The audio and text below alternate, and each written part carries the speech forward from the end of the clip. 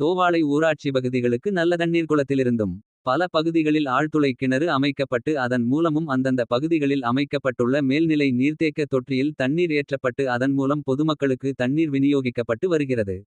இந்நிலையில் தோவாளை தேவர்நகர் பகுதியில் அமைந்துள்ள மேல்நிலை நீர்த்தேக்க தொட்டிக்கு ஆழ்துளை கிணறில் இருந்து தண்ணீர் ஏற்ற பயன்படும் மின்மோட்டார் பழுதடைந்த காரணத்தினால் ஒரு வாரமாக ஆழ்துளை கிணறிலிருந்து மேல்நிலை நீர்த்தேக்க தொட்டிக்கு தண்ணீர் ஏற்ற முடியாத சூழ்நிலை ஏற்பட்டது. இதனால் தேவநகர் பகுதியில் ஒரு குறிப்பிட்ட பகுதிக்கு மட்டும் தண்ணீர் விநியோகிக்க முடியாத ஒரு சூழ்நிலை ஏற்பட்டது.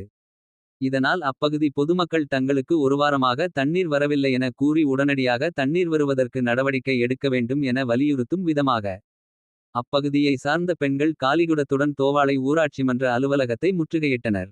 இதனிடையே அதிகாரிகள் தண்ணீர் விடுவதற்கு உடனடி நடவடிக்கை எடுக்கப்படும் என தெரிவித்ததன் அடிப்படையில் ஆர்ப்பாட்டம் கைவிடப்பட்டது. எங்களுக்கு ஒரு வாரம் தண்ணி வரல.